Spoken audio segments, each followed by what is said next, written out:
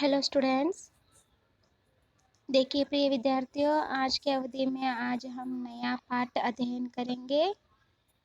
नया पाठ है पाठ 2 आपके 9वीं कक्षा का दूसरा पाठ गुलाब सिंह। इसके लेखिका हैं सुभद्रा कुमारी चौहान।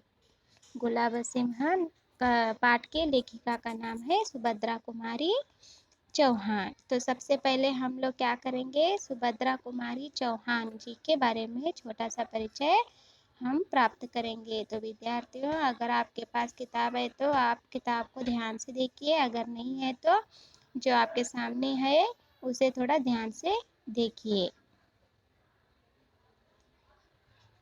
देखिए विद्यार्थियों, ये सुभद्रा कुमारी चौहान जी का एक छोटा सा परिचय है, लेखिका परिचय। मैं आपको समझाते जाती हूँ, आप थोड़ा ध्यान से सुनिए।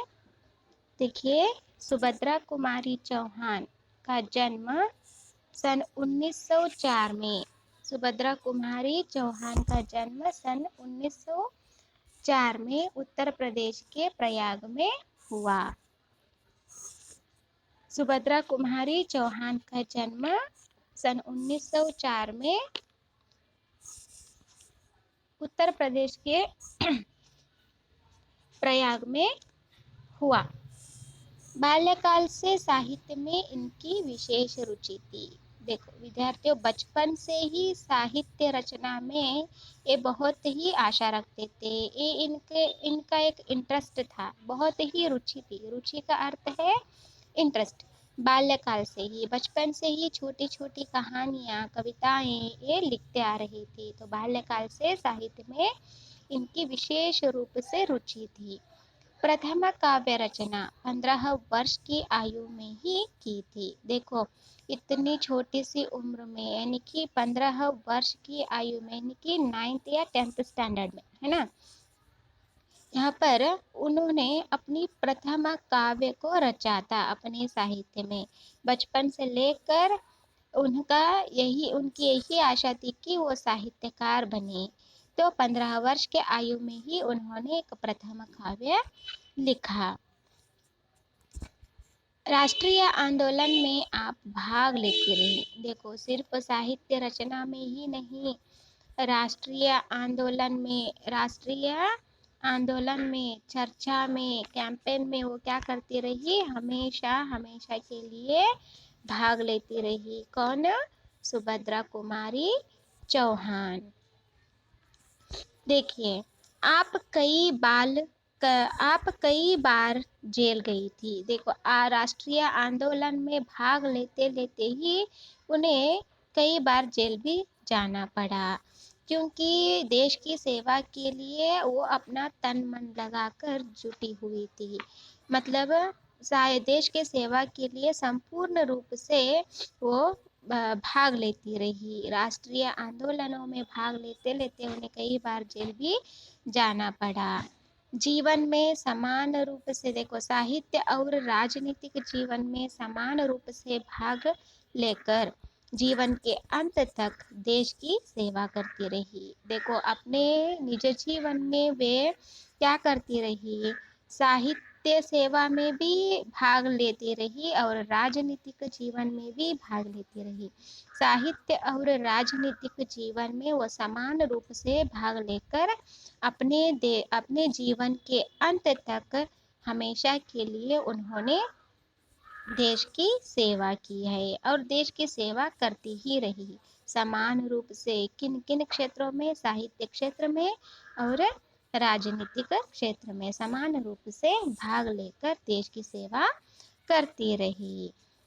देखो आगे देखिए विद्यार्थियों, आपकी रचनाओं में देश प्रेम, भारत भारती, यहाँ पर है आपके सामने, आपकी रचनाओं में देश प्रेम, भारत भारती, इतिहास तथा संस्कृति की छाप देख सकते हैं। देखो, इनकी रचनाओं में, इनकी साहित्य रचनाओं में हम देश प्रेम का साहित्य देख सकते हैं। भारतीय इतिहास और संस्कृति की छाप भी हम इनके साहित्य रचना में देख सकते हैं। बहुत ही सुंदर रूप से उन्होंने देश प्रेम के बारे में लिखा है और भारतीय इतिहास और संस्कृति के बारे में भी अपने साहित्य में रचना की है। झांसी की रानी इनकी प्रसिद्ध कविता है। झांसी की रानी कौन है? लक्ष्मीबाई की कहानी। हाँ, इन्होंने क्या किया है, एक कविता के रूप में लिखा है जो कि वो आज भी प्रसिद्ध है। क्या है उस कविता का नाम? झांसी की रानी। इसका ये कविता सुभद्रा कुमारी चौहान जी की कविता है और ये बहुत ही प्रसिद्ध कविता बन चुकी है। कविताओं के संकलन, उनके कई कविताओं के संकलन हैं।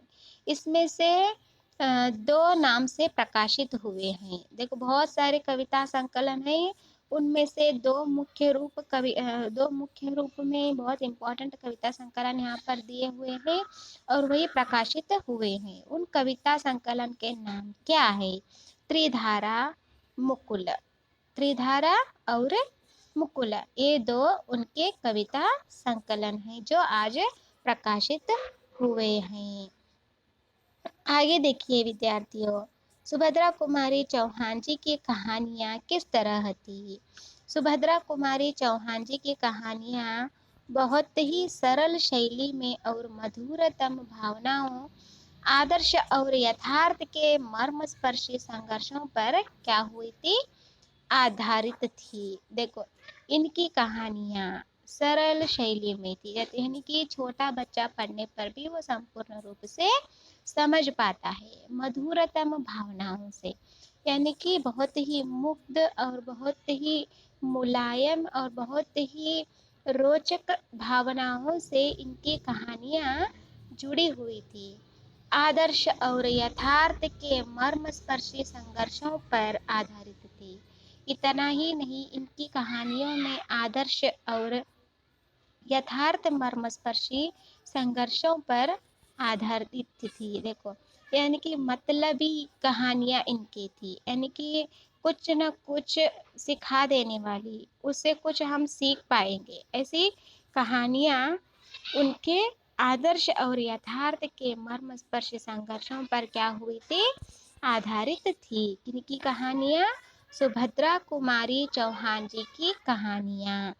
देखिए, आपकी कहानियों पर हिंदी साहित्य सम्मेलन की ओर से 2 बार सेक्सरिया पुरस्कार मिला था। देखो इतनी महत्वपूर्ण कहानियाँ थी इनके, इसीलिए इन महत्वपूर्ण कहानियों के लिए ही हिंदी साहित्य सम्मेलन ने क्या किया था, उन्हें 2 बार सेक्सरिया पुरस्कार दिया गया था। ये सेक्सरिया पुरस्कार भारत रत्न के बाद दिया जाने वाला पुरस्कार होता है और ये पुरस्कार भी, इस पुरस्कार की स्थापना भी 1954 में हुई थी। तो यहाँ पर सुभद्रा कुमारी चौहान जी को किस कारण सेक्सरिया पुरस्कार मिला था? सुभद्रा कुमारी चौहान जी को उनकी प्रसिद्ध कहानियों पर उन्हें हिंदी साहित्य सम्मेलन ने क्या किया? हिंदी साहित्य सम्मेलन की ओर से उन्हें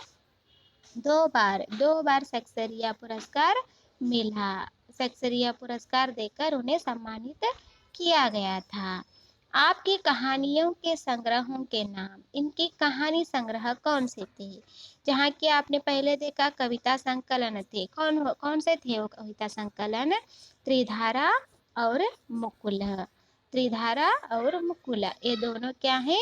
कविता संकलन है। तो इनकी कहानी संग्रहों के नाम कौन से हैं? मुख्य रूप से आपको 2 कहानी संग्रह दिए गए हैं और उनके नाम हैं बिखरे मोती तथा उन्मादिनी। क्या कहानी संग्रहों के नाम क्या है उनके? बिखरे मोती तथा उन्मादिनी। ये 2 नाम से उनके कहानी संग्रह तैयार हो चुके हैं उनके साहित्य में। सुभद्रा कुमारी चौहान जी का देहांत सन 1948 में सुभद्रा कुमारी चौहान जी का देहांत हो गया, यानी कि वो स्वर्गवास हो गए। हमारे देश को स्वतंत्र मिलने के 1 साल बाद क्या हो गए? उनका क्या हुआ, उनका देहांत हो गया। किसका देहांत हो गया? सुभद्रा कुमारी चौहान जी का देहांत हो गया, जो इस देश के खातिर बहुत आंदोलनों में भाग लेकर क्या किया, उन्होंने हमेशा मरते दम तक देश की सेवा की। तो इनका नाम अब भी अमर है, जो हमारी लेखिका है, हिंदी की लेखिका। ये इनका छोटा सा परिचय है। तो विद्यार्थियों, आपको इसमें से कुछ समझ में नहीं आया है तो आप मुझे कॉल करके पूछ सकते हो, या तो इस वीडियो को आप बार बार सुन सकते हो। सुनने के बाद भी समझ में नहीं आया तो मुझे कॉल करके पूछ सकते हो। तो विद्यार्थियों, यहाँ पर देखिए, आपको नीचे के थोड़े यहाँ पर शब्दार्थ दिए गए हैं इस पाठ को लेकर। यहाँ पर जो डिफिकल्ट वर्ड्स हैं इन्हें मैं आपके सामने एक बार पढ़ती हूँ, आप थोड़ा ध्यान से सुनिए। देखिए, छाप, छाप का अर्थ है असर, इफेक्ट होना, और प्रभाव पड़ना। दुलारा, लाडला, प्यारा होता है। बुखार, ज्वर, यानी कि ज्वर, बुखार। तस्वीर, तस्वीर का अर्थ है चित्र। जुलूस, जुलूस का अर्थ है जन यात्रा, जैसे क्या बोलते हो, मेरवणिके। बादशाह, बादशाह का अर्थ है राजा। बादशाह का अर्थ क्या है? राजा। हुक्म, हुक्म का अर्थ है आदेश, ऑर्डर, आज्ञा। रोली, तिलक लगाने की लाल बुकनी, यानी कि आप कुमकुम बोलते हो ना, कुमकुम, वही रोली। चूर्ण भी उसे कहते हैं हिंदी में। आभा मंडल, आभा मंडल का अर्थ है कांति का घेरा। जैसे कि आप आरती उतारते हो तो गोल गोल आरती को फेरते हो ना, तो उस पर उनके चेहरे पर जो रोशनी दिखाई देती है तो उसे क्या कहते हैं? आभा मंडल कहते हैं, यानी कि कांति का घेरा कहते हैं। भलैया लेना, किसी के कल्याण की कामना करना। भलैया लेना, इसका अर्थ क्या है? अच्छाई की कामना करना, उनकी नजर उतारना। बिखेरना, बिखेरना का अर्थ क्या है? इधर उधर फैलाना। बिखेरना मतलब इधर उधर फैलाना। बिखेरना का अर्थ है ಎಲ್ಲ ಕಡೆಗೆ ಹರಡಿಸುವುದು. ಲತಪಥ, भीगा हुआ, ಒದ್ದೆಯಾದಂತಹ, ಹಸಿಯಾದಂತಹ, सना हुआ, ತೊಯ್ದಂತಹ. थाम, पकड़, मीन्स कैच करना, यानी कि पकड़ना। शान, ठाट बाट, वैभव पूर्वक, प्रतिष्ठा कहते हैं शान को। सुगंध, सुगंध का अर्थ सुहास, खुशबू, सुगंधित, हाँ, वासनी, सुहासनी। ऐसा हम इन शब्दों का अर्थ यहाँ पर देख पाते हैं। विद्यार्थियों, उम्मीद करती हूँ कि आपको शब्दों के अर्थ समझ में आ चुके हैं। तो प्रिय विद्यार्थियों, मैं आपको ये भी बताना चाहती हूँ कि इस पाठ का उद्देश्य क्या है। सुभद्रा कुमारी चौहान हमें इस पाठ को क्यों समझाना चाहती हैं? सुभद्रा कुमारी चौहान जी का इस पाठ को लेकर उन्होंने क्या आशय दिया है? देखिए, इस कहानी से, इस कहानी के द्वारा, देखिए विद्यार्थियों, इस कहानी के द्वारा सुभद्रा कुमारी चौहान हमें ये समझाना चाहते हैं कि इस कहानी के द्वारा देशभक्ति, त्याग, बलिदान, भाई बहन का प्रेम, प्रजा की जिम्मेदारियां, कर्तव्य आदि का चित्रण किया गया है। इस पाठ में झंडा स्वतंत्रता के संकेत के रूप में दिया गया है। देखो, सुभद्रा कुमारी चौहान भी एक बहुत ही बड़ी देशभक्त लेखिका थी, देशभक्त साहित्यकार थी। इससे पहले विद्यार्थियों, मैं आपको सुभद्रा कुमारी चौहान जी का चित्र दिखाना चाहती हूँ, उनका दीदार कराना चाहती हूँ। तो एक बार आप उन्हें देख लीजिए। देखिए विद्यार्थियों, ये है सुभद्रा कुमारी चौहान, जो राष्ट्रभक्ति कवयित्री या लेखिका हम इन्हें कहते हैं। ये अपने जीवन भर साहित्य और राजनीतिक जीवन में क्या किया है, उन्होंने समान रूप से क्या किया है, भाग लेकर अपना जीवन बिताया है। विद्यार्थियों, ये बहुत ही सुंदर कविताएं भी लिखी हैं, बहुत अच्छी कहानियाँ और नाटक भी लिखे हुए हैं। ये बहुत ही सुप्रसिद्ध कवयित्री हिंदी साहित्य में माने जाते हैं, जो हमेशा के लिए समान रूप से साहित्य और राजनीतिक जीवन में समान रूप से भाग लेकर क्या किया, अपने जीवन के अंत तक देश की सेवा की। इन्होंने गुलाब सिंह कहानी को भी बहुत ही सुंदर ढंग से चित्रित किया है और इनका आशय यह है कि इन्होंने इस कहानी के द्वारा, इस गुलाब सिंह कहानी के द्वारा क्या समझाया है, देशभक्ति, किस तरह की देशभक्ति रखना है, किस तरह से देश के लिए प्राण बलिदान देना है, त्याग देना है। और इतना ही नहीं, इस कहानी में भाई बहन के प्रेम को भी यहाँ पर चित्रित किया है और प्रजा की जिम्मेदारियाँ क्या होती हैं, उनके कर्तव्य क्या होती हैं, इसके बारे में भी इस कहानी में चित्रण किया है। और इस पाठ में स्वतंत्रता का संकेत दिलाने वाला झंडे को भी यहाँ पर दिखाया गया है। ये झंडा तो स्वतंत्रता का संकेत दिलाने वाला, स्वतंत्रता को न्याय दिलाने का एक संकेत इस कहानी में झंडे को लिया गया है।